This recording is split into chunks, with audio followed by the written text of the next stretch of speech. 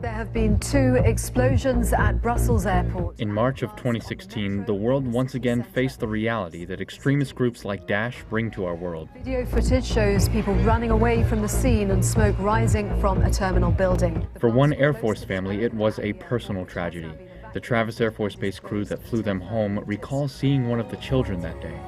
Yeah, I remember when they moved her from the ambulance onto the jet, she was not happy. Not happy at all. It was hard seeing them as kids. 11 years old, I think, was the son, and then the daughter was like 17. Then the youngest daughter was like 7, maybe. And it was rough seeing kids in that state that did nothing to deserve it. You know, and then knowing the story behind it, knowing about their mother.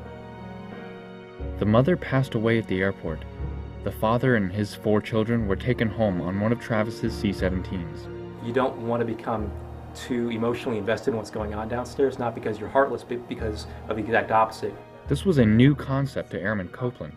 This was his very first medical evacuation. And the son was the first person that was like directly in front of me, and periodically throughout the flight, I would see him like open his eyes, and I remember he had to be in a blanket because he had so many burns all over his body that the ambient air hurt him. We're not going to be able to help them by feeling sorry for them or getting emotional about it, and much better to stay as disciplined and focused on the task at hand as possible.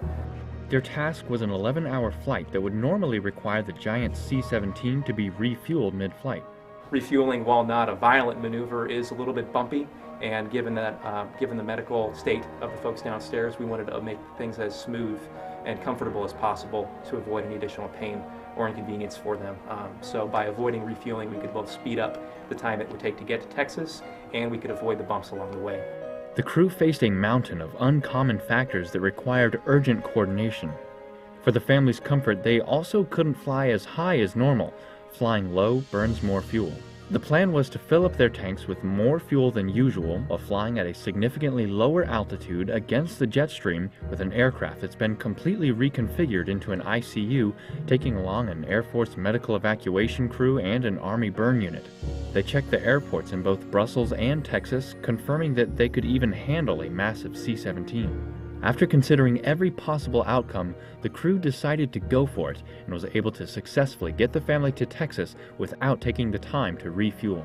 I know that we had a mission to take care of. You know, flying the jet is just like any other day, but the fact that we had 5 family members, 5 Air Force family members in the back, I'd say I'm more glad that I'm a C-17 pilot now, having done this mission, than any other mission that I've done in the past. I remember Dad, he was just like halfway through the flight. He was awake, and I just saw him one time. Actually, a couple times he was looking down at his finger. And he was playing with his wedding ring, and it was, he got a little very emotional. Just knowing what happened. It hits you at home. This is why we're here, This is why this jet was designed to do the aeromedical evac mission for situations just like this. And the fact that it was an Air Force family kind of brings it all around the same circle. Senior Airman Scott Taylor, Travis Air Force Base, California.